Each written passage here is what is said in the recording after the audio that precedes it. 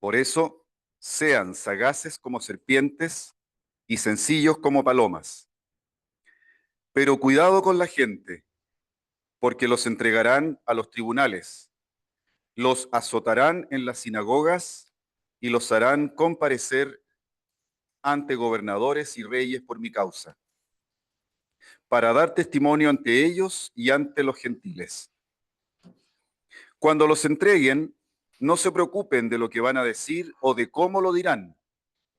En aquel momento se les sugerirá lo que tienen que decir, porque no serán ustedes los que hablen, sino que el Espíritu de su Padre hablará por ustedes. El hermano entregará al hermano a la muerte, el padre al hijo. Se rebelarán los hijos contra sus padres y los matarán. Y ustedes serán odiados por todos a causa de mi nombre. Pero el que persevere hasta el final se salvará. Cuando los persigan en una ciudad, huyan a otra. En verdad les digo que no terminarán con las ciudades de Israel antes de que vuelva el Hijo del Hombre. Palabra del Señor.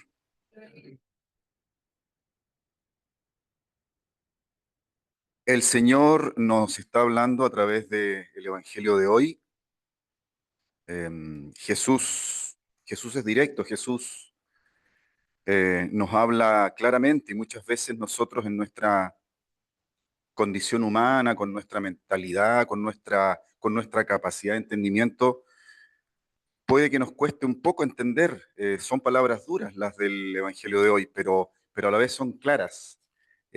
Ante todas las dificultades, en ese momento de la cultura reinante, pero ahora también esto es para nosotros en nuestra cultura actual, siglo XXI, en esta sociedad occidental donde todo, la verdad es anticristiano. Y nosotros aquí nos estamos preparando para dar a conocer la hermosa noticia, la buena noticia de Jesucristo. El Señor nos habla claro, nos da ánimo, nos da la fortaleza que necesitamos en nuestra debilidad para salir a anunciarlo. La lectura de hoy entonces es una invitación concreta, una coincidencia que hoy toque justamente esta lectura. El Señor nos quiere hablar y darnos la fortaleza y animarnos a salir a hablar de Él, eh, y por eso le damos gracias. Te presentamos, Señor, esta nueva jornada de la Escuela de Formación y te pedimos que nos envíes, Padre, tu espíritu de fortaleza, de sabiduría, de entendimiento. Todo esto, Padre, te lo presentamos por Jesucristo, tu Hijo, nuestro Señor. Amén. En el nombre del Padre, del Hijo y del Espíritu Santo. 10. Mateo 10, Mateo 10, 16, 23. Adelante. Muy brevemente para terminar la oración, es que estaba muy inspirado en la lectura. También, así sentados nomás, vamos a pedir por algunos hermanos que he sabido que están enfermos, que no han podido venir hoy. Podemos pensar en nuestros familiares, amigos también que no están aquí o que tienen alguna dolencia.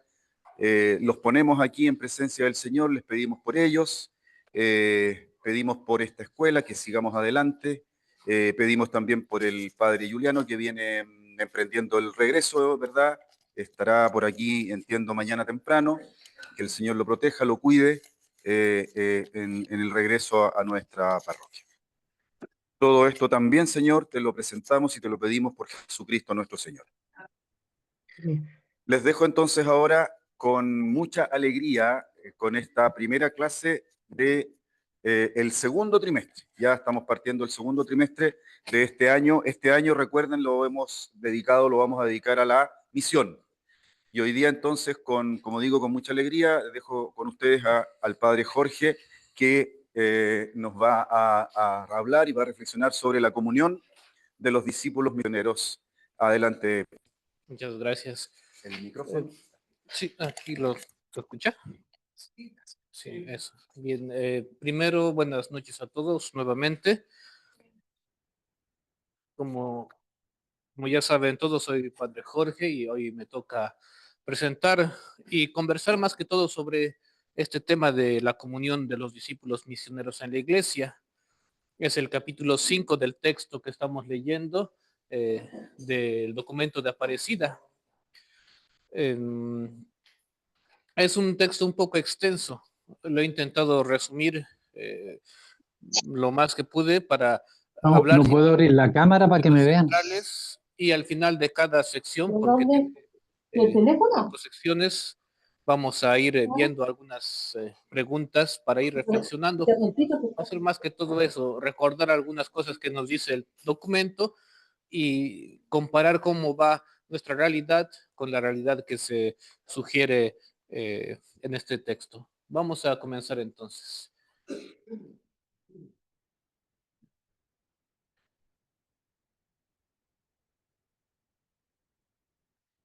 Bien, como les decía el título, la comunión de los discípulos misioneros en la iglesia. Son cosas que ya sabemos, no hay algo diferente, sino es el mensaje del Evangelio y de la iglesia que siempre se nos va transmitiendo.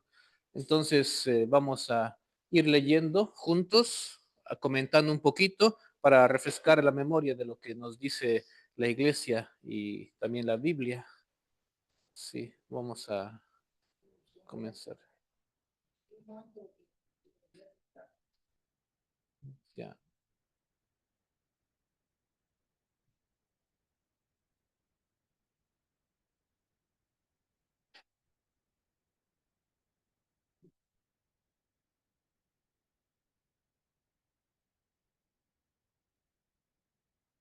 Para que sea participativo, vamos a ir leyendo espontáneamente aquellos que quieran participar cada frase.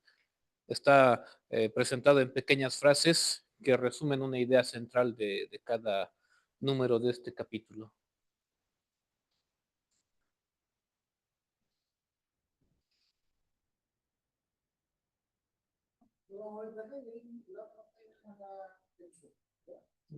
Sí. Ajá.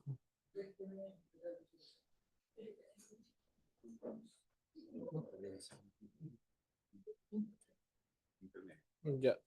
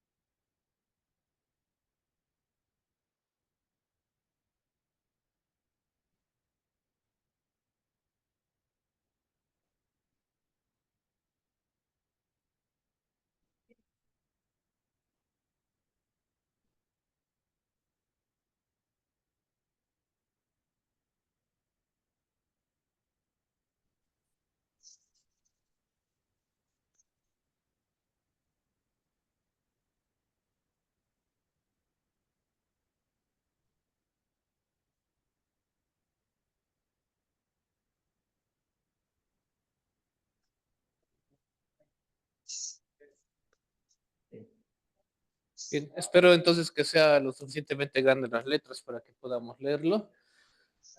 Bien, el capítulo, como decíamos, titula La comunión de los discípulos misioneros en la iglesia, capítulo 5 del documento de Aparecida. Y el primer título es este, llamados a vivir en comunión. Vamos a leer, como decía, espontáneamente, cosas que conocemos, pero vamos a ir refrescando la memoria. Espontáneamente, quien quiera leer. El primer, el-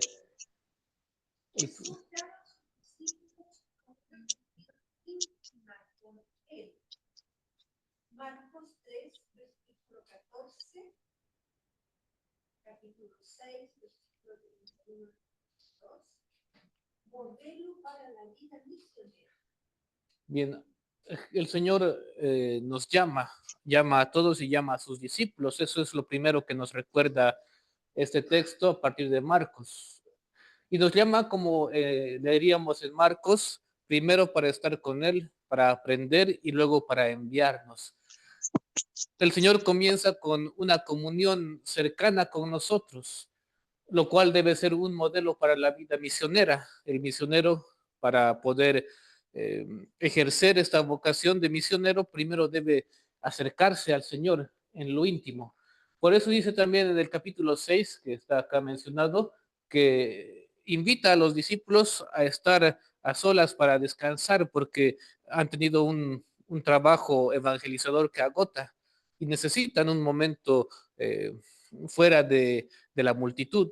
Y por eso les llama para que descansen y estén juntos los discípulos con Jesús. Este encuentro cercano, este encuentro que es en la intimidad con el Señor, también debe vivirlo el misionero. El segundo eh, párrafo, por favor, ¿alguno?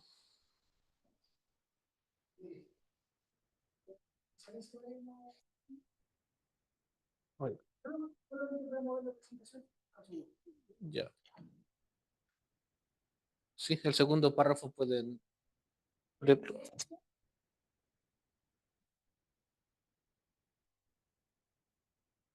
Juan, primera de Juan,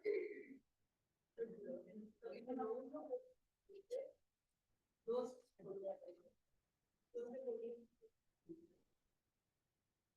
capítulo 13, versículo 13, y reflejo de la unidad del Padre, Hijo y Espíritu Santo. Bien, va en orden progresivo si nos damos cuenta. Primero habla de Jesús, que llama para que estemos con Él, y ahora habla de la iglesia como sacramento de comunión con la Trinidad. A veces esto suele causar algo de confusión porque algunos se pregunta que no solo son 7 sacramentos, ¿por qué dice que la iglesia es un sacramento? Sería como un octavo sacramento. ¿Por qué se menciona esto? ¿Por qué se dice que la iglesia es sacramento? Primero debemos entender que cuando habla de sacramento no se está refiriendo a que añade uno nuevo a los 7, sino que se está refiriendo a lo que significa esta palabra. ¿Qué significa sacramento? Ustedes saben. ¿Ah? Momento santo. Pero, ¿qué es un sacramento? Un signo visible de gracia. Signo, suele llamársele también signo significante, pero eso es algo que va girando, pero lo que es, como mencionaron, un signo eficaz, que es un canal de la gracia. Y además, otra característica es que está instituido por Cristo y son 7. Eh, la iglesia no es en ese sentido un sacramento instituido que añada uno más a los 7, pero sí es un sacramento en el sentido de que es un signo. La iglesia también es un signo y también es eficaz y también es un canal de gracia. Por eso, en el documento Lumen Gentium no dice específicamente que es un sacramento, dice es como un sacramento o un signo eficaz de comunión. La iglesia representa la unión y no solamente lo representa, lo hace. Por eso dice, afirma que es un signo eficaz.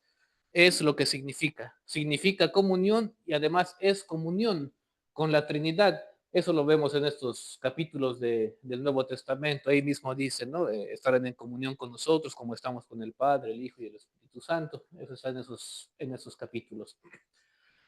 Por tanto, la unidad y la comunión en la iglesia reflejan la unidad que hay entre el Padre, el Hijo y el Espíritu Santo. La Trinidad es, nos dice el documento, es la fuente, el modelo y la meta de la iglesia. ¿Por qué? Porque en la Trinidad hay una perfecta unidad de las tres personas, Padre, Hijo y Espíritu. Una unidad en el amor. Sabemos esta frase, ¿no? El Padre es el que ama, el Hijo es el amado y el Espíritu es el amor. Una unidad perfecta. Reflejando esa unidad, la iglesia también es sacramento, es signo de esa comunión que debe haber entre nosotros y también esa comunión que debe haber con Dios. El siguiente párrafo, ¿alguien? Sin comunión no hay discipulado. La fe se vive en comunidad, no en aislamiento. Contra el individualismo espiritual. Ya el Papa Benedicto hablaba sobre esto, ¿no? Y nos decía que en la actualidad pareciera que se está poniendo de moda el individualismo espiritual. Incluso en general toda la cultura actual es muy individualista. Uno busca su propio bienestar o sus propios beneficios y no se preocupa por los demás. El Papa Francisco también hablaba de esto cuando mencionaba la cultura del descarte. Eso seguramente lo habrán escuchado mucho. ¿Qué es la cultura del descarte? Que cuando no me sirve, lo descarto. Cuando no me produce ningún beneficio, lo descarto.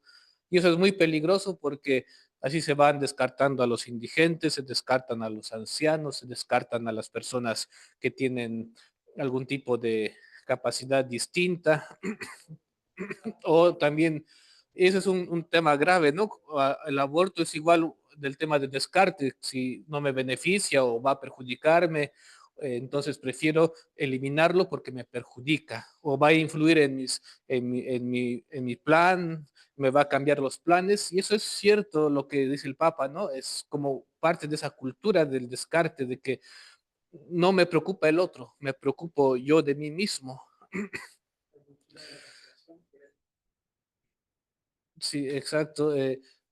Quisiera contar una anécdota para hablar un poco de eso, ¿no? Yo recuerdo cuando estuve trabajando en un colegio y hablaba con una trabajadora del colegio y no sé de cómo llegamos al tema, pero ella me decía, ¿no? Yo tenía una hija y me decía, quiero tener otro hijo para que se acompañen, pero no quiero tener esposo, me decía. Entonces, eso era algo interesante, sí, porque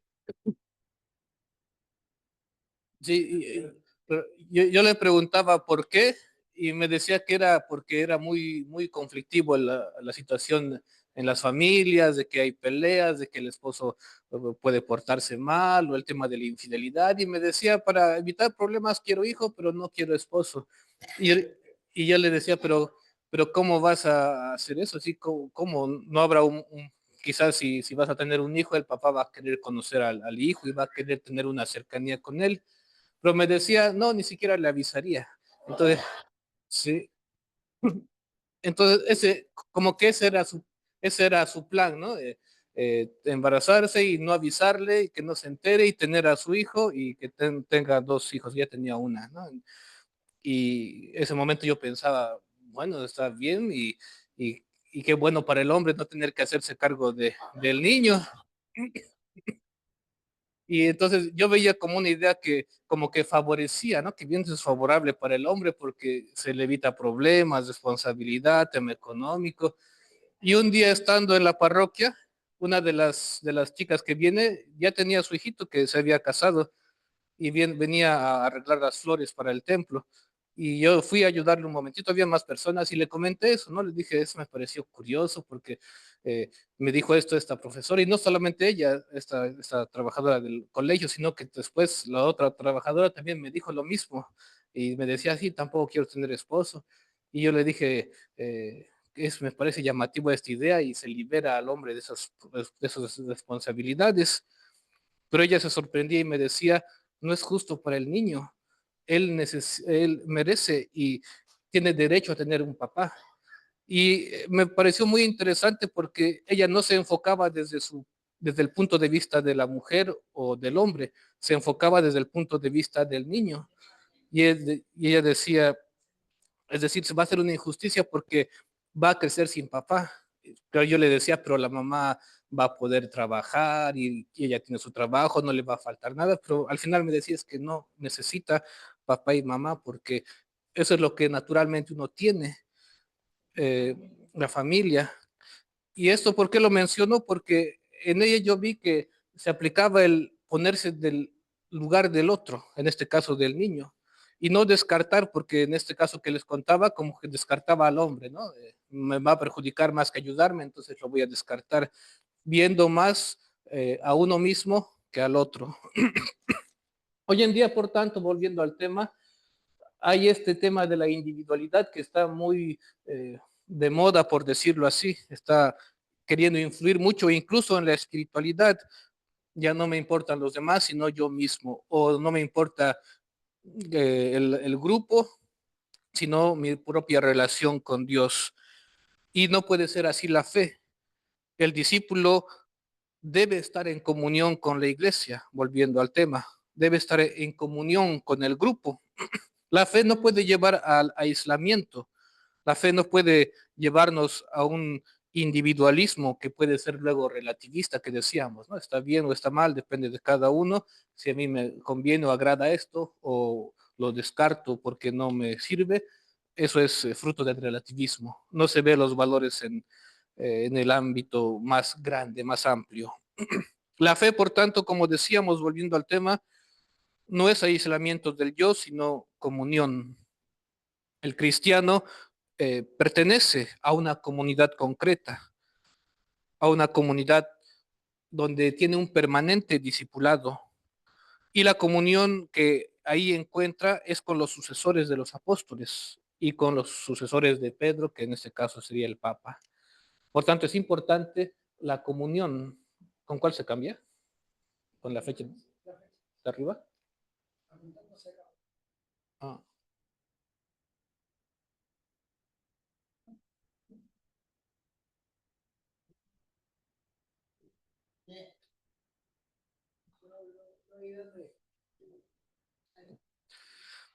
Bien, vamos a ver ahora el segundo título.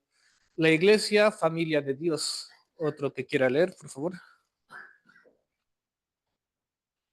¿Alguien? El bautismo nos incorpora a una comunidad completa, donde se comparte la fe, la Eucaristía y la misión. Bien, ahora vamos a seguir profundizando el tema de esta comunión con la Iglesia.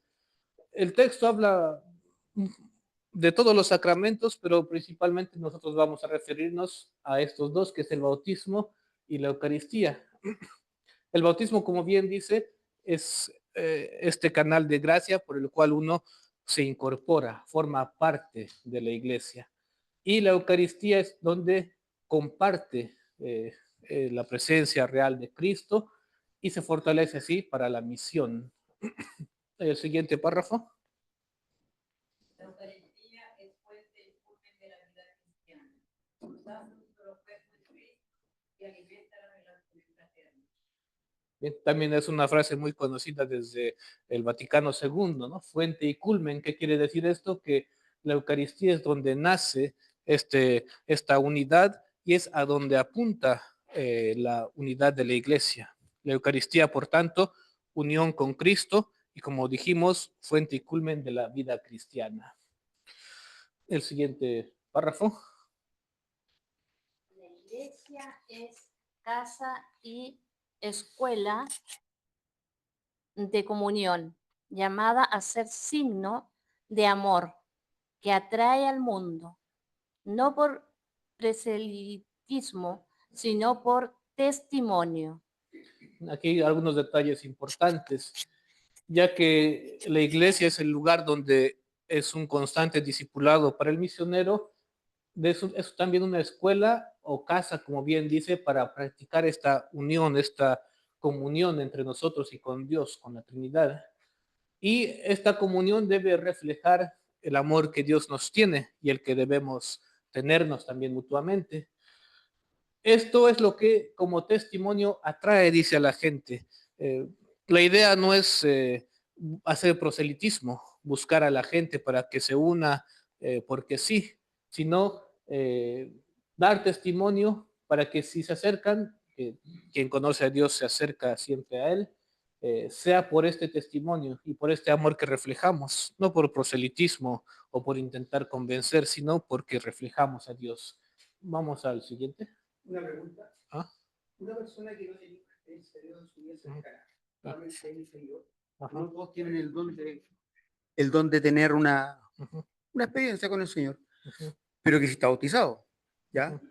Puede ser discípulo misionero, porque el discípulo misionero es un concepto que implica, lleva en el ADN del concepto una Ujú, experiencia personal real y concreta, ujú, no una suposición de haber tenido alguna vez una visión que vi la luz, ujú, que etcétera, etcétera, ujú. sino Sí, un encuentro real. sí. Entonces, te lo pregunto porque eso es a la vez, suena bonito, pero es una limitante. Ujú, Porque claro, si yo lo tomo como fuente necesaria para ser un misionero, la fuente del bautismo, que por el bautismo yo también soy profeta, rey, etcétera, ujú, claro, el nivel de exigencia es menos. ujú.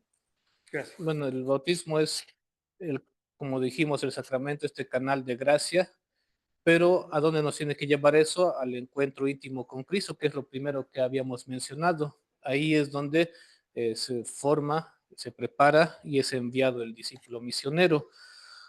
Si uno se queda y está más adelante, ¿no? Es solamente el sacramento, se aparta, se aleja, que es también otro de los objetivos de los misioneros, aquellos bautizados que están alejados, que se ve casi al final de este capítulo.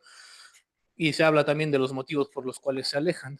Pero el discípulo que va a hacer misión debe tener sí o sí experiencia de Dios o al menos haber sentido este llamado, porque si no también se cansa. Es algo que sucede, ¿no? Si uno no siente el llamado o no siente la presencia de Dios y de pronto se mete a intentar ser misionero, se va a desanimar rápidamente porque exige esfuerzo y exige dedicación y eso solamente se sostiene con la experiencia de Dios y además a través de la oración y la fortaleza que Él nos da. Padre, ¿Ah? Hermano, Sí. para que escuchen los hermanos también. Padre, sabe que no me queda claro el concepto de no por proselitismo, Ujú, porque si a mí nos van a enviar, por ejemplo, a visitar casas, ujú. a dar testimonio, eso de alguna manera es proselitismo.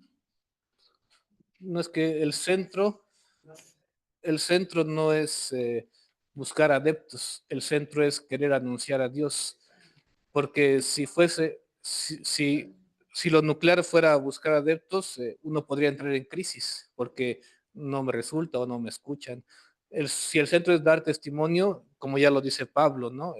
Eh, Anuncio, dice, no porque me escuchen, sino porque creo.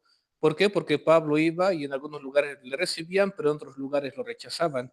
Y él afirmaba eso, anuncio no porque me escuchen o no me escuchen, anuncio porque yo creo y anuncio lo que creo.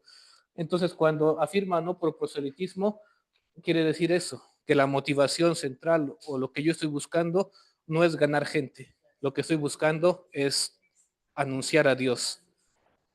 Eso es lo que se busca. Sí. Gracias. Ujú. Bien.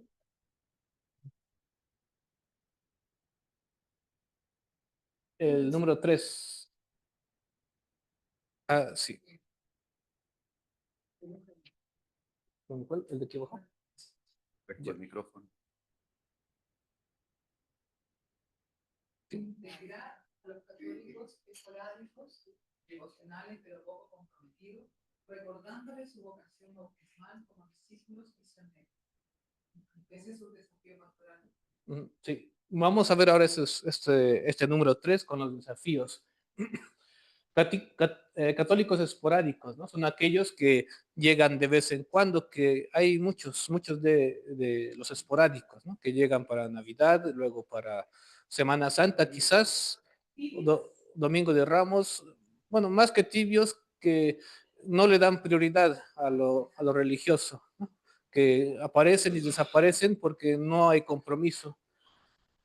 Tienen ciertamente algún tipo o nivel de fe, pero no llega a ser en ellos prioritario, son esporádicos. Entonces, el primer desafío es eso, lograr integrarlos, recordándoles que su vocación bautismal es, ¿no?, de ser discípulos misioneros. Y aquí viene lo que preguntaban, que el bautismo por sí solo no es suficiente. Habilita y es el camino de inicio, pero uno corre el peligro de alejarse y ser, como aquí menciona, un cristiano esporádico. ¿El siguiente título? Sí. ¿Qué tiene que ofrecer la iglesia por ahorita? Porque claro, a veces te vas a encontrar que una iglesia vacía, con una persona un poco fría, como con la propia iglesia mía. Tampoco tengo que decir las cosas como y el pido ir. Entonces, claro, esa persona va a decir, bueno, ¿a qué voy? Y a la inversa, nosotros que estamos haciendo por recepcionar los que llegan a ellos, claro, no podemos salir a la calle o decirles muchas cosas de lo que me han pasado a mí, pero más allá de eso, esa persona va a llegar y como un vacío. Entonces, tal vez la pastoral de misión necesita también, no solamente si comportamos lo que dice ahí el Espíritu, no solamente salir, sino también estar dispuesta a recibir a las personas que se quieren integrar y estar recibida y a esta pastoral hacerles un lugarcito acá. Bueno, lo que se ofrece es el espacio adecuado para el encuentro con Dios. Eso es lo que uno debe buscar y encontrar acá, porque hay diferentes cosas, ¿no?, que a veces uno busca cuando va a la iglesia. Algunos años yo trabajé igual con pastoral juvenil y se notaba, ¿no?, a quienes solamente iban porque no sabían qué hacer y querían encontrar un lugar para pasar el tiempo o querían encontrar algo para divertirse o entretenerse. Y en la iglesia ciertamente hay que presentar algo llamativo, pero es que tampoco se puede uno convertir en alguien que haga marketing, ¿no? Que voy a presentar aquí esto para hacerlo entretenido. Y lo que uno debe ofrecer, como digo, al final es este espacio de encuentro con Dios y que al final uno se dé cuenta de que al llegar ahí, este encuentro debe ser lo central, porque si uno se pone a buscar a las personas, al final puede decepcionarse, porque todos fallamos, ¿no? Todos tenemos algo siempre que mejorar o que es imperfecto, todos. Entonces, eh, lo central, como ya he dicho 2 veces, es el encuentro con Dios. Eh, Fallamos tal vez al poner el espacio adecuado, pero debemos seguir mejorando.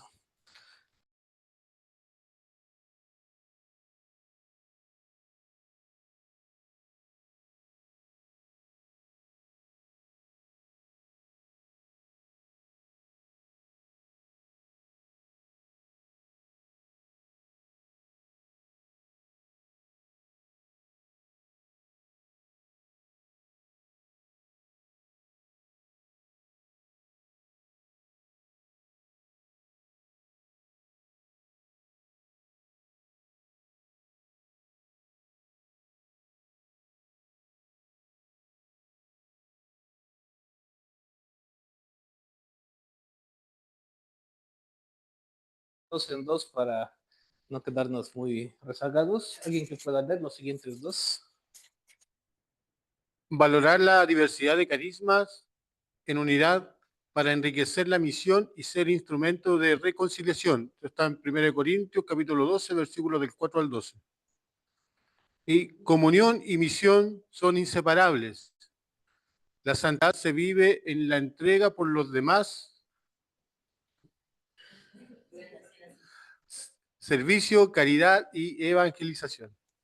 Y entonces estos dos números mencionan los diferentes dones que tenemos, carismas, y que deben estar puestos al servicio del prójimo. Algo central, que como decía al inicio conocemos, pero es bueno recordarlo. Voy a pasar al siguiente.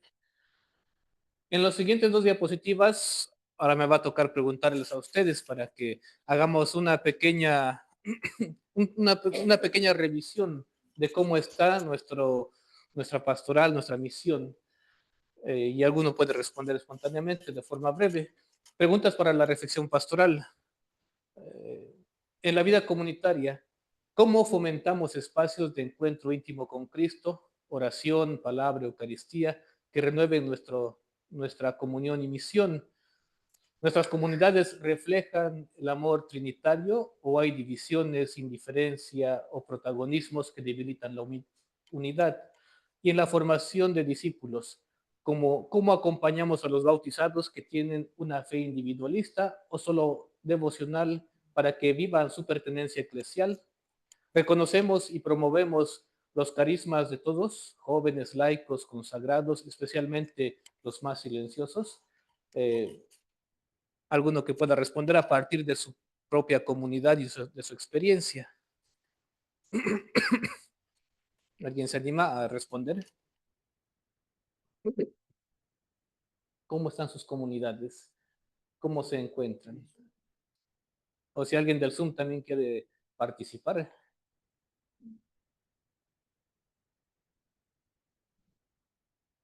Uno solo de cualquiera de las 4 preguntas. Sí. Ya que nadie quiere hablar, voy a hablar yo. Hoy día ando bueno para hablar. A ver, primero que nada, yo creo que esto se vive en dos frentes, como dice el padre. Un frente es lo personal, es decir, fortalecer la vida personal sacramental, es decir, orar, adorar al Santísimo, en fin. Pero es muy importante la vida comunitaria. Comunidad, primero para mí, la vida comunitaria es la familia. O sea, yo tengo que ser buen padre, buen esposo, buen hijo, buen hermano, que ande bien en casa. Porque si la cosa no anda en casa y vengo aquí a dármelas de misionero, estoy muy mal. Si yo lo hago acá, tengo que vivir en comunidad, es decir, tengo que relacionarme con las personas, tengo que intentar conocerlos, vincularme con ellos, tratar de crear energías positivas para poder ir a la misión juntos en comunidad. En ese sentido creo que es vital la vida comunitaria, la vida de tener al hermano que está al lado como alguien a quien conocer, una persona por quien descubrir y sentir novedad en ellos, no vivir aislado, no venir aquí a decir ya, voy a mí si me mando a cambiar, o no venir a hacer alguna función, qué sé yo, pastoral, que yo veo muchas personas que las hacen y después agarran el auto y se van. Yo creo que eso está mal. Yo creo que siempre hay que darse un ratito para compartir, para hablar, para revitalizar, porque si no se cae en una especie de rutina. Todo se vuelve una rutina. Entonces, como yo ya llevo 20 años, no sé, pues leyendo en la misa, voy, leo y me mando a cambiar. Y eso igual es feo, se nota mucho. Y se nota, ¿eh? Se nota. Las personas creen que no se nota, se nota. Sí, para que lo tengan en cuenta. Eso. Ya, gracias. Ya gracias.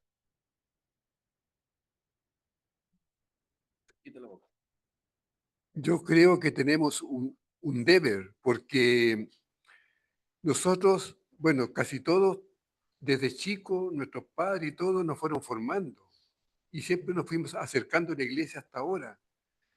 Pero estas generaciones, es decir, que lo que ustedes padres dijo con la persona esa del colegio, entonces yo creo que tenemos ponernos los zapatos de ellos, porque ellos no tienen preparación, no tienen, si no vienen de sus padres o abuelos, ellos ahí hay una falencia. Entonces nosotros, claro, nos educamos, tenemos todo esto, todo programado, pero la gente pasa ahora por la capilla o la iglesia y pasan de largo. Y nosotros decimos, vamos, cuando yo voy a Concepción, digo, voy a pasar a ver al dueño de Concepción, porque ya estoy acostumbrado, pero la gente que trabaja ahí, que pasa, que si yo, todas esas cosas, no tienen eso. Entonces ahí hay un espacio muy grande ahora. Sí. Bien, gracias. Bien. A ver, vamos a pasar a la siguiente, pero estas preguntas pueden luego ir reflexionándolas en sus grupos para evaluar cómo va su vida en la comunidad. Tenemos un par de preguntas más. Esta vez me gustaría a mí pasar el micrófono para hacerlo de forma más dinámica.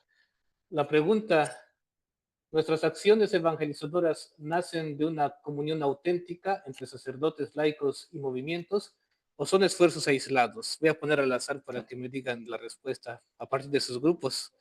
A ver, A ver, por aquí. ¿A mí? Sí, Eh, breve. bueno, tengo que decir que a veces sí y a veces no. A veces hay acciones evangelizadoras que se hacen muy bien en comunión, por lo menos en nuestra, pero hay otras que no, que son bastante aisladas, bastante más individualistas, ¿no? Sí, gracias por la respuesta. El otro grupo de preguntas dice sobre la espiritualidad. En la espiritualidad vivimos la Eucaristía como fuente de compromiso con los pobres y la unidad, o se reduce a un ritual sin impacto en la vida. ¿Cómo integramos la dimensión escatológica de la comunión, unidos a los santos y difuntos en nuestra pastoral? Esta última pregunta, yo no lo he visto mucho acá, pero en otros lugares se siente mucho el tema de la comunión, ¿no? Con los que ya han partido. Hay fechas, por ejemplo, Todos Santos, al menos de donde yo soy, es muy fuerte, ¿no? Se arman pequeñas mesas con la fotografía de los difuntos, se hacen varias oraciones, es decir, hay mucha devoción en el sentido de orar por los que ya no están, y se da esa comunión, pero acá no lo he visto mucho. Quizás alguno podría responder a eso. ¿Cómo en nuestra pastoral se integra la dimensión escatológica? Es decir, el tema de los que ya no están con nosotros. Voy a pasar por acá. ¿O alguna experiencia? ¿No? ¿No? ¿O eso? Ya. Sí. Ah, el Halloween. Ah, es... Aquí celebramos Halloween. Sí. Gracias por la participación.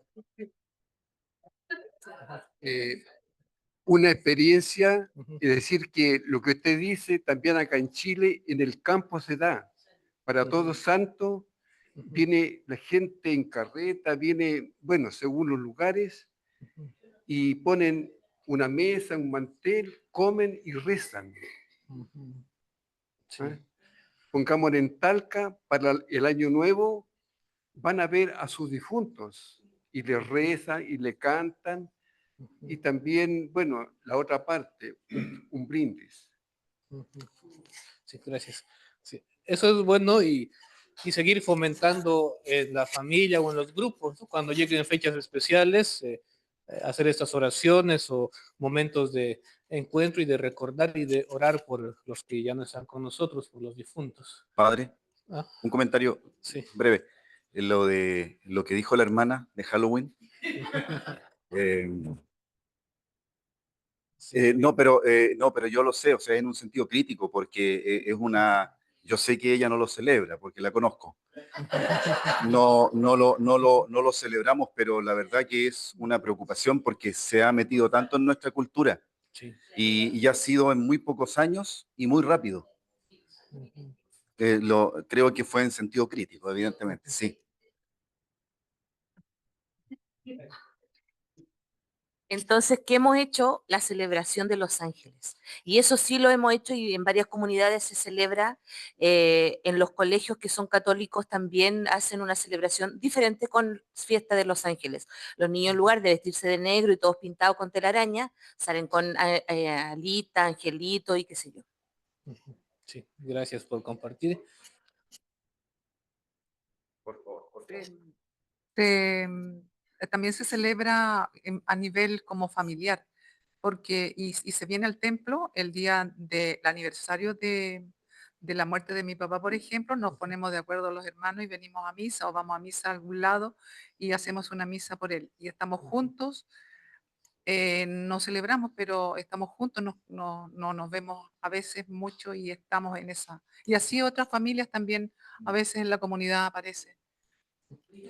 Sí, gracias. Yo quisiera decir que nosotros los que asistimos todos los domingos y tenemos ya ese encuentro con Jesús, no somos el problema. Nosotros tenemos que salir afuera a buscar, ¿cierto?, a los hermanos que de alguna manera se han enfriado y de alguna manera nosotros también, ¿por qué no decirlo? Nosotros también hemos echado a nuestros hermanos de nuestra iglesia por nuestra forma de ser, porque queremos ser el más importante, porque no sé, por diferentes motivos. Entonces tenemos que buscar nuevas formas para atraer a nuestros hermanos a nuestra fe. Decir también que con todos los carismas que cada uno de nosotros tiene, hemos podido, ¿cierto?, ir haciendo nuestras pequeñas comunidades, como la asistencia a los hospitales, a la cárcel, a dar comida, ¿cierto? Los ministros. Yo creo que ahí nosotros nos fortalecemos porque por una parte nos alimentamos, recibimos fuerza de nuestro Señor para nuestra vida, pero también para el servicio de las diferentes carismas que tenemos. Y eso es grande, pero tenemos que pensar cómo llegar a nuestros hermanos y sobre todo a los jóvenes hoy día que están reacios, que nos le obliga como a nosotros. Yo recuerdo que nosotros somos 7 hermanos y mi mamá lo primero que hacía en la mañana era, y nos tocaba caminar harto porque era la iglesia antigua de Loma. Entonces teníamos que cruzar un pino y hartas cosas. Entonces íbamos con harta flojera porque mi mamá con una varilla nos levantaba. Entonces ya, porque hacía frío y todo, costaba, pero nos levantábamos y de vuelta veníamos corriendo, jugando, porque el sol calentaba, porque nos juntábamos con nuestros. Entonces ahora tampoco se les obliga a los niños, tampoco se llevan. Antes también había un lugar donde se celebraba la liturgia de los niños, ahora ya tampoco. Entonces, a lo mejor los niños de catequesis deberían estar a la misma hora, pero a la medida de ellos, con canto, juego, eso. Gracias. Bien. Padre, cuando a usted le parezca, hacemos un pequeño descanso. Sí, sí, vamos a en un momentito dar la pausa, pero es importante lo que decían al final, ¿no? Es también salir a buscar, y en eso consiste el ejercer esta vocación de misioneros que tenemos, porque no van a llegar solitos, ¿no? Y a veces pareciera que uno espera eso, ¿no? Que hagamos una actividad y de pronto lleguen así por sí solos sin que hayamos ido a buscar a la gente. Pero debe el cristiano, nosotros debemos salir, ¿no?, a buscar, salir al encuentro, como lo veremos en las siguientes diapositivas. Bien, vamos a hacer esta pausa y continuamos en... Todos los días somos misioneros. Ajá. Todos los días, desde que nos levantamos hasta que nos acostamos, somos misioneros, porque siempre están tocando a nuestra puerta, siempre estoy yendo a alguna parte y ahí va mi vocación misionera. Entonces, yo no hice la tarea. Yo me considero misionera todos los días. Y entonces es un tema muy profundo y muy grande el que debemos reflexionar, porque nos estamos jugando la salvación de nuestros hermanos y nuestra también. Muchas gracias. Bueno, hermanos, les quiero pedir que quienes deseen, el agua está renovada, hay harta agüita, nos hacemos un cafecito, qué sé yo, y volvemos de inmediato, por favor. Y los hermanos que están en el Zoom, atentos porque el descanso es breve. Ahora mismo va la asistencia. No, lo siento.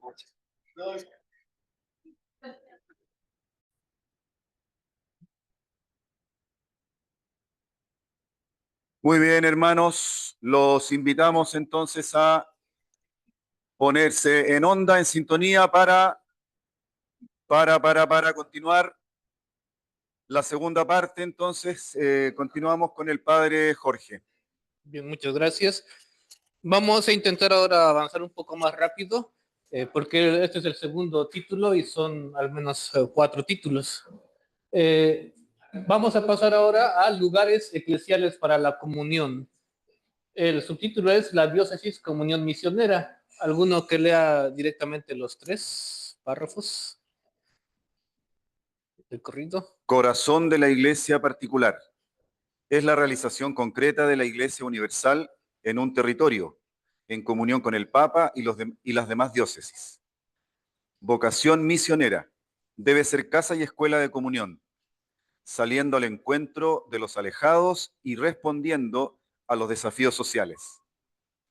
Pastoral orgánica. Requiere la integración de todos los carismas, ministerios y comunidades en un proyecto común. Ya. Un par de cositas simplemente. En el Zoom hay un comentario de Tania. No sé si quiere después tú sabes explicar esto, lo puede leer. Sí, sí, sí. Bueno, con respecto a las diócesis, es, como dice acá, la realización concreta de la Iglesia Universal en un territorio. Hay otra forma también de decirlo, ¿no? La diócesis es una porción de la Iglesia. Antes se decía que es una parte, pero era imprecisa esta palabra, porque una parte es un elemento que es diferente a los otros. Por ejemplo, si yo tengo, no sé, un brazo y también tengo un pie o una oreja, es diferente. El brazo es diferente a la oreja y diferente al pie, pero no es una parte la diócesis, es una porción, porque porción, por ejemplo, si tengo un pastel y le saco un pedazo, en ese pedacito está todo el pastel. Está el chocolate, está el azúcar, está la harina. ¿Por qué? Porque tiene una porción con todo el pastel incluido. Es una partecita, pero incluye a todo lo que tiene el pastel. Es así que la diócesis es una porción de la iglesia. No es la iglesia universal, pero en ella está la iglesia universal. Así también lo dice el documento. Esa es la diócesis. La iglesia universal que se concretiza en un determinado territorio. Está en comunión con el Papa, porque si no está en comunión, se distancia y se separa, ¿no? Entonces ya no sería parte de la Iglesia Universal. Está en comunión con el Papa y con las demás diócesis. Esta diócesis debe ser escuela de comunión, saliendo al encuentro de los alejados, lo que ya se ha mencionado, ¿no? El salir y el encontrar a los alejados. Y la pastoral orgánica, que debe estar integrada todos los carismas, los ministerios de las comunidades en un proyecto común. Esto lo tiene que hacer el obispo porque es muy grande la diócesis. He buscado este mapa que no sé si corresponde a la diócesis, pero al menos es un mapa de Concepción hasta Santa Juana, desde Tomé. Entonces es un grande territorio. Nosotros solo estamos acá en San Pedro de la Paz, que es pequeñito, pero el obispo tiene que encargarse de procurar la unidad en todo el territorio. Como bien dice acá, los carismas, ministerios, comunidades, es un trabajo grande, ¿no? Esa es la diócesis. Vamos a pasar al siguiente. Sí, el comentario. Sí, a ver, dice el comentario. Dice, yo considero que lo importante es poder inculcar a los niños el amor a Cristo. Falta una pastoral de la infancia. Hay espacio para la niñez en la catequesis y en los acólitos, pero no hay un área específica para llevar el evangelio a los niños en un espacio más lúdico. Como iglesia estamos perdiendo una tremenda oportunidad, ya que es en la infancia donde se inculcan los principios y valores que moldearán la identidad, las creencias y personalidad del individuo. Si bien es un desafío importante, porque hay mucha desconfianza en acercar a los niños a la iglesia por todos los escándalos sexuales, es algo que estoy convencida que debe realizarse para tener a futuro una iglesia fortalecida. Hay que sembrar en la niñez el amor por Cristo para que la adultez florezca. Es importante eso, sí, tener espacios para los pequeños, aunque también es importante trabajar con las familias, que eso es lo que se intenta hacer con los niños de catequesis. Hay algunos que son muy pequeñitos y aún están aprendiendo a escribir y leer, entonces es ahí muy importante la participación de los papás. Es cierto eso, falta fortalecer espacios para los más pequeñitos. Bien, gracias por el comentario a quien lo ha escrito tan por allá. ¿Sí? Un pequeño alcance, padre, respecto a eso. Lamentablemente, lo que estamos viendo hoy día en los colegios es una opción que el niño tome la clase de religión. Yo lo veo en forma muy personal, que Algunos niños se van del colegio antes, les ponen la clase de religión a última hora, entonces tienen la opción de irse. Entonces el colegio también tiene cierto grado de responsabilidad respecto a eso, porque deja la libertad.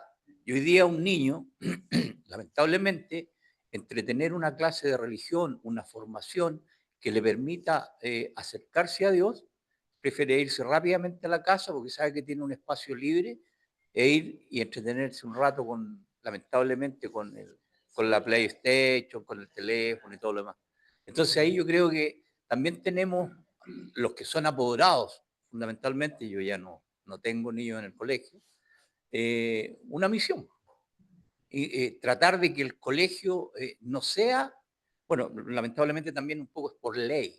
O sea, el tema educacional dice, es una opción, no se puede obligar, pero también se puede incentivar, como decía, con temas de formación, el comentario ahí, hacerlo algo lúdico, que es una forma de poder atraer. Gracias por el comentario. Bien, vamos a continuar en la siguiente diapositiva. Vamos a ir de lo grande a lo pequeño. La diócesis, que como dijimos es un territorio más amplio, vamos a pasar ahora a... Ay, no pasa.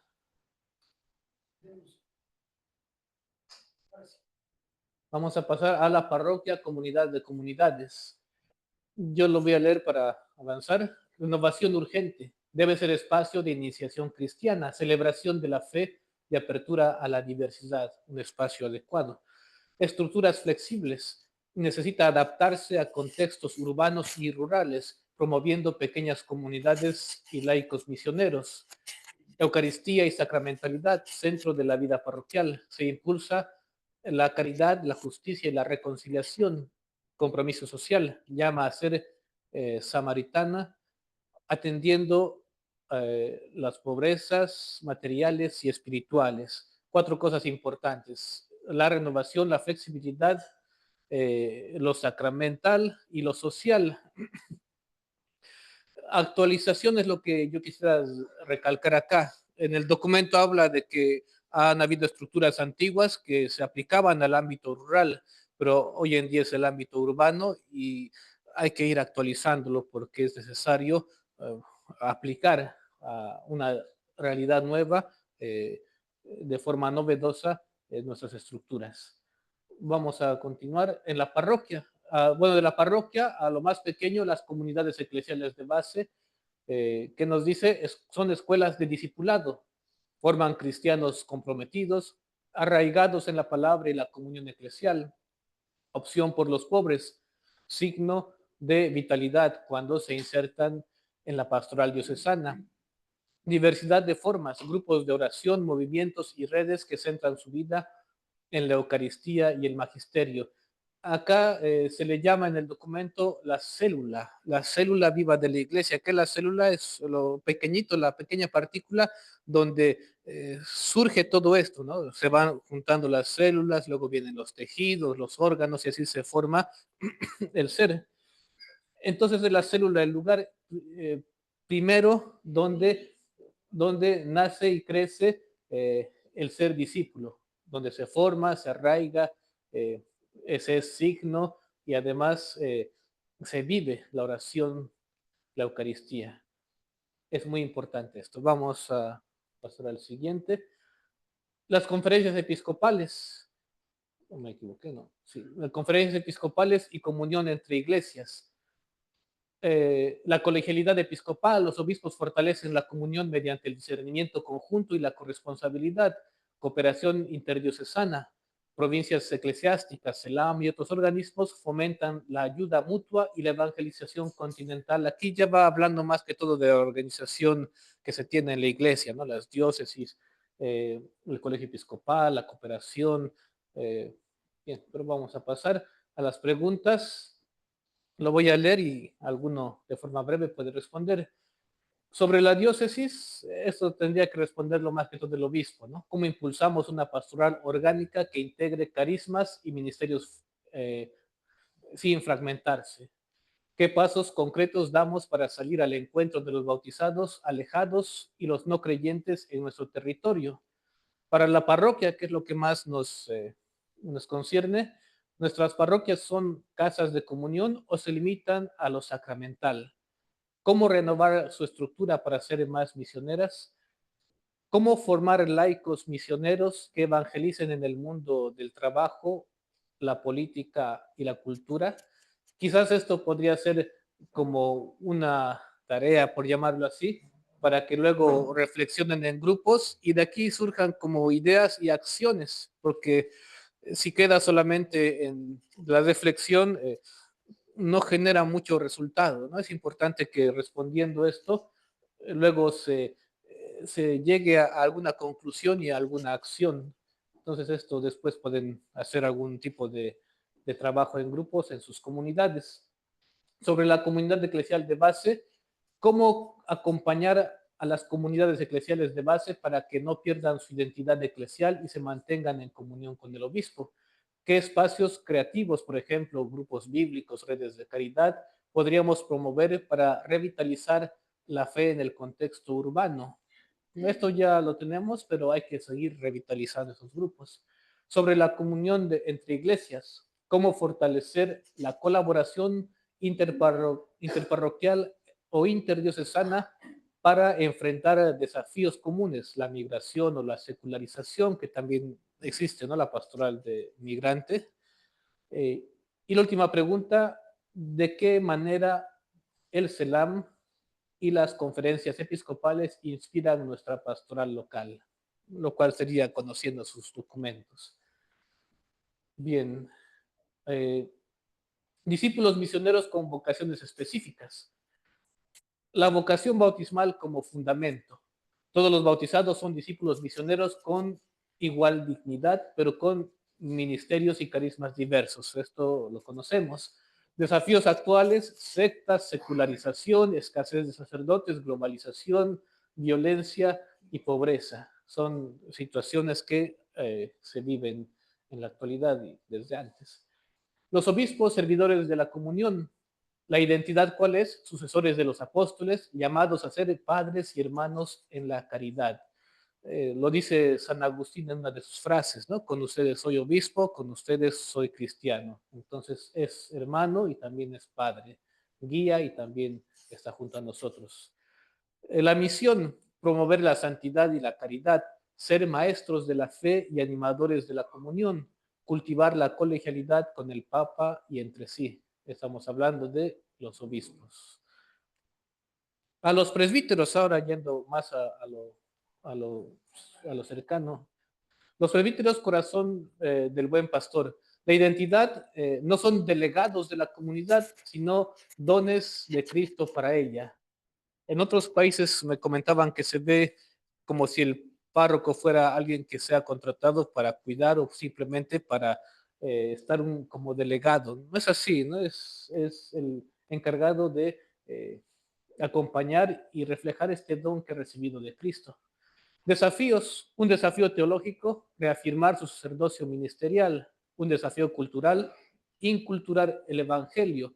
¿Qué quiere decir inculturar? Inculturar es cuando se evangeliza la cultura. Hay otro término que se utiliza que es el de sincretismo. ¿Pero qué es el sincretismo? Es cuando se mezcla, y eso es algo que no debe ocurrir, ¿no? Que a veces ocurre en algunos lugares. Se toma elementos del cristianismo, se toma elementos de las religiones originarias o de la religión autóctona y sale al final una mezcla diferente. Eso se ve en algunos lugares, ¿no? Donde ponen la imagen de algún santo y ponen su campanilla y ponen sus piedras de colores y de paso ponen sus cartas y hacen algo diferente. Está incluido, pero ha sido modificado. Ese es el sincretismo. Entonces no debemos caer en el sincretismo. ¿Ah? ¿Quiero hacer una intervención? Sí, sí.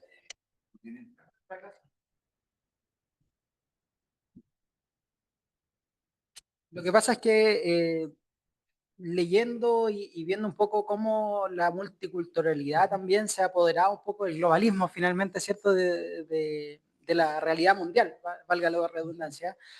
También hay un término que se utiliza harto y que puede chocar un poco con este enunciado del sincretismo, que es como la piedad popular. A veces, cierto, la iglesia habla un poco de, que de la piedad popular y quizás se puede generar ahí el choque porque de repente se mezclan un poco las culturas con lo que nosotros profesamos. Entonces, imagino que hay una delgada línea que se puede cruzar entre el sincretismo y la piedad popular. Sí, exacto. Ahí es. Sí.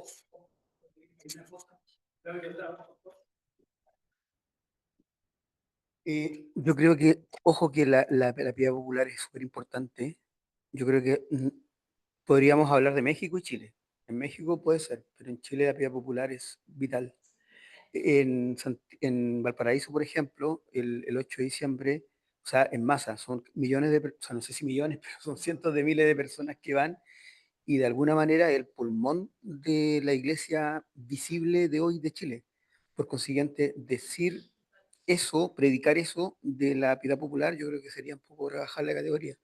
Yo creo que es al contrario. Yo creo que la piedad popular es algo que debe fortalecerse y es el pulmón de la iglesia hoy, en una iglesia que está abatida por los temas que hemos tratado últimamente. Disculpa que te rebata.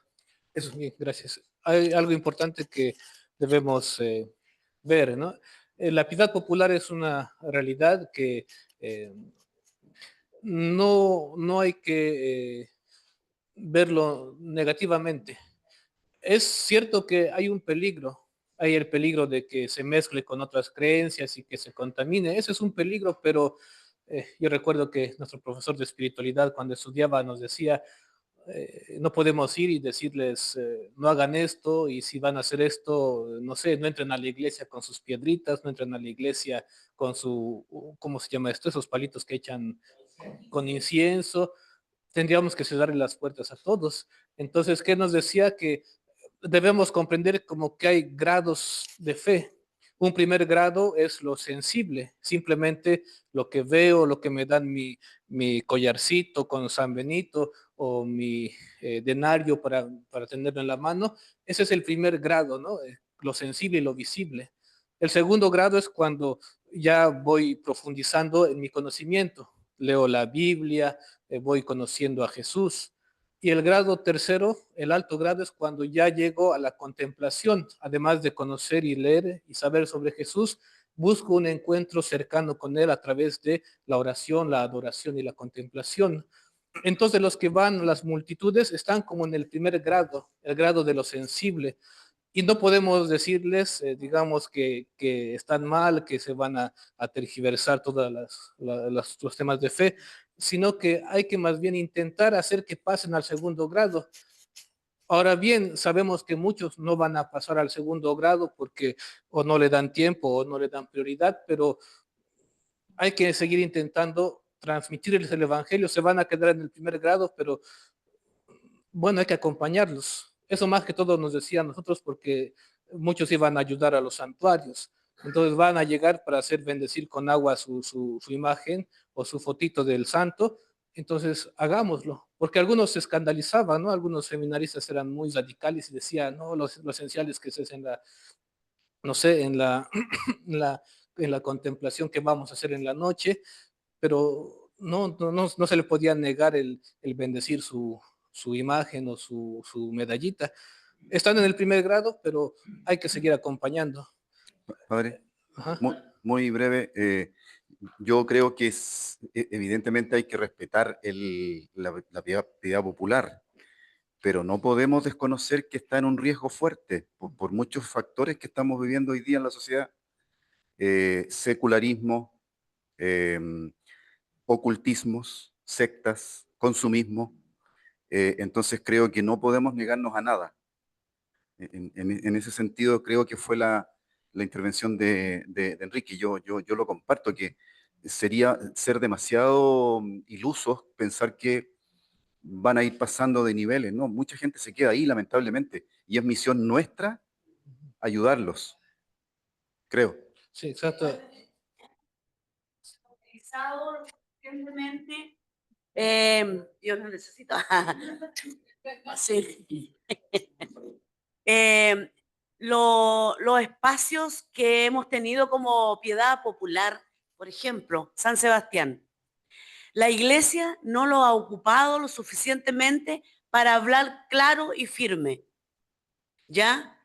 Que tienen mucha piedad por San Sebastián, pero no es San Sebastián.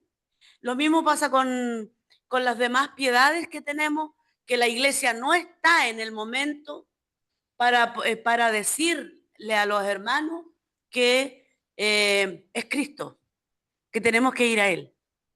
Y en eso la iglesia ha fallado. Sí, gracias. Sí, esos bueno, son espacios para evangelizar y eso hay que tenerlo siempre presente, ¿no? Cuando hayan esas ocasiones de manifestación de piedad popular, verlo siempre como una oportunidad para ir transmitiendo el evangelio, el mensaje de Dios. Como bien dice, hay peligro de que se vaya a contaminar y se caiga en lo que es el sincretismo, así que hay que ir purificando. Sí. Pongámosle, en Argentina está la difunta Correa. Entonces acá en Chile ponen una imagen y le ponen botellas de agua, qué sé yo. Entonces ellos creen más en la difunta Correa que en Jesús, que los santos, que bueno. Sí, exactamente. Sí, son espacios de misión y para ir purificando, porque ante esas, al menos ya están ahí, diríamos, viendo el lado positivo, ya están ahí, pero hay que purificar y seguir intentando que lo central sea el Señor, porque como digo, están en lo superficial, ¿no? La botella de agua, la correa, pero estando ahí hay que aprovechar para verlo como un espacio misionero. Muy bien. Vamos a ver lo siguiente. Espiritualidad, caridad pastoral, Eucaristía y oración y formación permanente e integral. Esto dentro de los presbíteros. Y los párrocos, animadores de comunidades misioneras.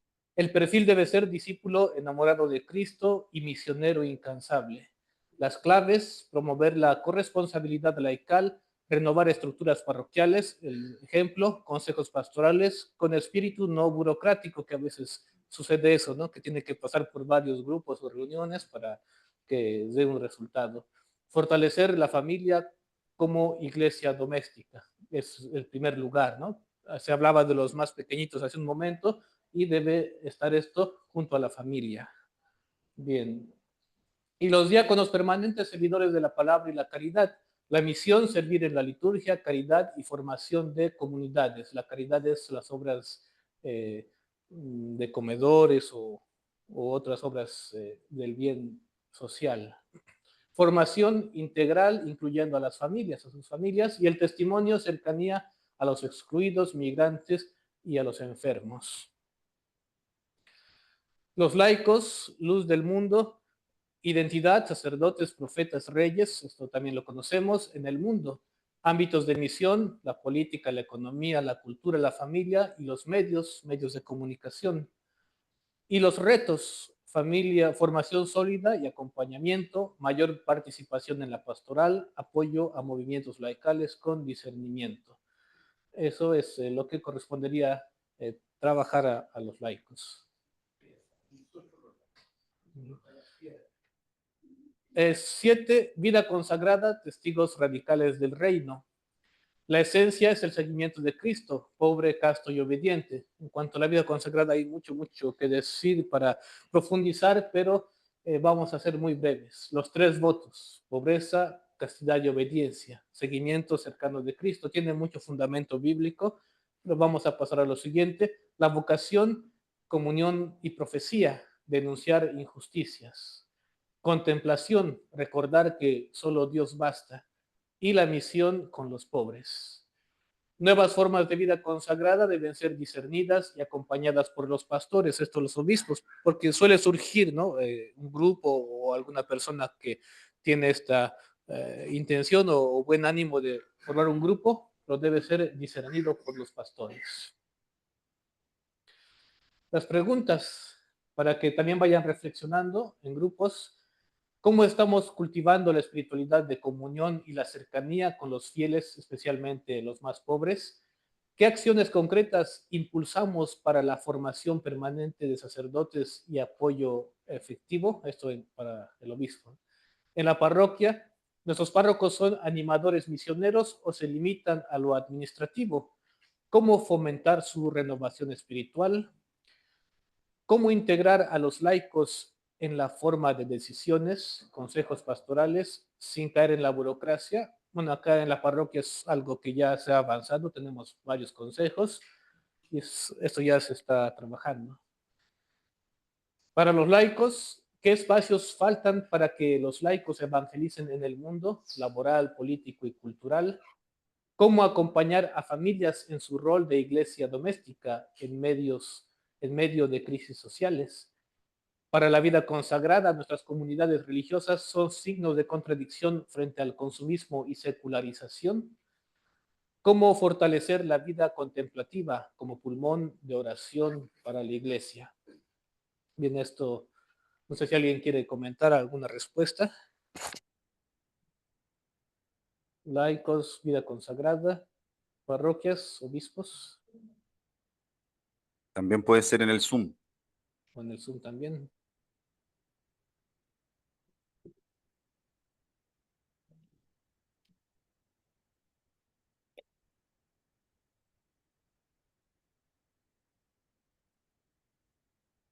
Bien, vamos a pasar a lo siguiente. Los que han dejado la iglesia para unirse a otros grupos religiosos, ese es también un tema que debemos mencionar. Causas del alejamiento, ¿por qué hay personas que se alejan de la iglesia? El problema no es doctrinal, sino es vivencial. Nos dice el texto que quienes se van no lo hacen tanto por desencuentro o desacuerdo teológico. No es que alguno esté no de acuerdo con alguna enseñanza, sino que más bien el encuentro, sino porque no encuentran respuestas espirituales y comunitarias en la Iglesia Católica. Buscan una experiencia de Dios, respuestas e inquietudes personales, un sentido de pertenencia, acogida, cercanía y un estilo de vida más coherente y cálido que el que han experimentado en su parroquia o comunidad. Por tanto, como bien dice el título, el problema ha sido de carácter vivencial y no de carácter doctrinal. Hay 4 ejes para renovar la pastoral. La experiencia religiosa auténtica, ofrecer un encuentro personal con Cristo, el querigma que transforme la vida. Aquí lo central, el encuentro personal. Evangelizadores con testimonio coherente. Vivencia comunitaria, crear comunidades donde los fieles se sientan acogidos, valorados y corresponsables. Y superar el anonimato y el clericalismo. Formación bíblica y doctrinal, profundizar en la palabra de Dios y los contenidos de la fe de manera vivencial, no teórica. La doctrina como herramienta para el crecimiento espiritual. Acá sí lo estamos procurando hacer, ¿no? Con los cursos de formación. Compromiso misionero, ir al encuentro de los alejados, mostrando el rostro misericordioso de la iglesia y reencantar con la fe mediante relaciones de cercanía. Esos son los 4 ejes. Y las preguntas, para terminar, si no me equivoco. Para la reflexión pastoral, nuestras parroquias ofrecen espacios para el encuentro personal con Jesús, retiros, grupos de oración. Sí. ¿Los agentes pastorales viven lo que predican o hay incoherencias que dejan a los fieles? Que alejan, así, que alejan a los fieles. Luego, vida comunitaria. ¿Cómo hacer que los nuevos miembros se sientan integrados y protagonistas? Ministerios laicales, escucha activa. ¿Existen comunidades donde se viva la fraternidad más allá de lo litúrgico? Existen comunidades, eso sí. Formación. La catequesis y grupos bíblicos son dinámicos y aplicables a la vida cotidiana. Eso hay que evaluar. ¿Cómo combatir el analfabetismo religioso que lleva a la manipulación sectaria? En esta escuela de formación tenemos, ¿no? Tenemos dos temas que hablan de eso, de la apologética. La misión, tenemos un plan concreto para visitar a los alejados, enfermos y jóvenes. Cómo mostrar que la iglesia es madre que acoge y no juez que excluye. Bien, son preguntas que vamos a ir reflexionando. Lo de la visita y las salidas es importante procurar incluirlo en sus programas de grupos, ¿no? El buscar, el tener el encuentro con los demás. Diálogo ecuménico, ese es el último, e interreligioso. El diálogo ecuménico, unidad con Cristo. Aquí tenemos imagen de 3 diferentes grupos, el católico, supongo que sería el luterano, y la iglesia oriental ortodoxa. Fundamento bíblico, la unidad es voluntad de Jesús, sean uno, nos dice, y don del Espíritu Santo. La base teológica, hay como una comunión imperfecta ya existente por el bautismo. Somos hermanos por el bautismo, pero hay división, ¿no? Estamos alejados. Hay una comunión, pero imperfecta. Ecumenismo espiritual, hay oración, conversión y santidad de vida como alma del movimiento. No sé si aquí tienen el tema de la oración por la unidad de los cristianos, pero en varios lugares existe, ¿no? Donde se busca acercarse en los puntos que se coinciden más que alejarse por las diferencias. Desafíos, confusión entre ecumenismo y diálogo interreligioso. Suele haber esa confusión. Necesidad de agentes mejor formados y difusión de documentos ecuménicos. Eso es lo que hay que hacer, difundir. Acciones concretas, diálogo teológico bilateral, multilateral. Esto también se realiza, ¿no? Hay reuniones ecuménicas. Testimonio común frente al mundo. Ejemplo, justicia social, defensa de la vida. Existe también cierto trabajo común. Evitar irenismo, falsa unidad y también derrotismo. La idea de que no se puede lograr. Eso hay que vencer.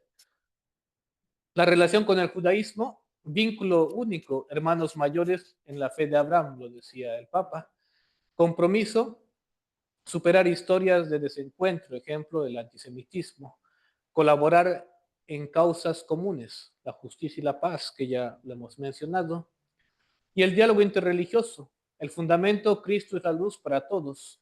La iglesia es sacramento de salvación. Ya dijimos que es un sacramento, no en el sentido de uno más aparte de los 7, sino que es un signo eficaz de la salvación. Articular anuncio y diálogo con mansedumbre. Dimensiones prácticas, formación de agentes, conocimiento profundo de otras religiones, contribución social, promover la paz, libertad y bien común, y evitar sincretismos, de lo cual también ya hemos hablado. Sin renunciar al anuncio de Cristo, debemos evitar el sincretismo. Y las últimas preguntas para reflexionar sobre el ecumenismo, espiritualidad. ¿Cómo integramos la oración por la unidad en la liturgia y la vida parroquial? En la formación, nuestros líderes conocen el directorio ecuménico y los avances en diálogos, ejemplo, las declaraciones con luteranos y ortodoxos. En cuanto al testimonio, ¿qué acciones conjuntas podemos realizar con otras confesiones cristianas? Por ejemplo, ayuda a los pobres y defensa de la vida. Sobre el judaísmo, memoria y reconciliación, cómo educar contra el antisemitismo y destacar las raíces judías de la fe cristiana. Y sobre el diálogo interreligioso, anuncio y respeto, cómo anunciar a Cristo sin imponer, especialmente en contextos plurales. Violencia y paz, qué iniciativas interreligiosas promueven la convivencia pacífica en nuestra región. Bueno, esto más que todo se podría ver en el tema del otro continente, ¿no? Acá la mayoría son cristianos o no creen en nada, pero en los otros continentes hay mucho de el islamismo, hay las religiones orientales, hay países en donde somos muy poquitos y se tiene que fomentar eso del diálogo. Bien, creo que eso es todo. Sí. Bien, muchas gracias. No sé si hay alguna ¿Algún último comentario, pregunta para el padre Jorge? Muy bien. Sí, mucho, mucho. Muchas gracias, padre Jorge. Muchas gracias. Gracias. Gracias. Bueno, para terminar entonces, un par de 2 o 3 cositas como información final antes de despedirnos. Les recuerdo 2 cosas que anda la lista de asistencia por ahí, por favor no la olviden, firmar todos. En segundo lugar, estamos recibiendo las... Ah, sí, tienes toda la razón. Muchas gracias, Enrique. A los hermanos del Zoom, tenemos como asistente a un iPhone que ha venido a todas las clases, pero por favor poner los nombres a los hermanos del Zoom. ¿Sí? Nombre y apellido, por favor, no solamente el nombre de pila. Eso. Después estamos recibiendo aquí presencialmente las evaluaciones. Ahí está. Esta ya tiene la nota. Aviso que ese está aprobado desde ya. Y les informo, les cuento que, si Dios quiere, nos volvemos a encontrar el viernes 25 de julio, continuando con el tema ¿verdad?, de los discípulos misioneros. El tema es el itinerario formativo de los discípulos misioneros. Viernes 25 de julio. El profesor, no, es una incógnita, eso, sí. Para dar la sorpresa, claro, para dar la sorpresa. Los invito a que terminemos consagrando esta jornada a nuestra Virgen María. Bendita sea tu pureza y eternamente lo sea, pues todo un Dios te recrea en tan graciosa belleza. A ti, celestial princesa, oh Virgen Sagrada María, yo te ofrezco en este día alma, vida y corazón. Mírame con compasión, no me dejes, Madre mía. Amén. En el nombre del Padre, del Hijo y del Espíritu Santo. Buen regreso a casa.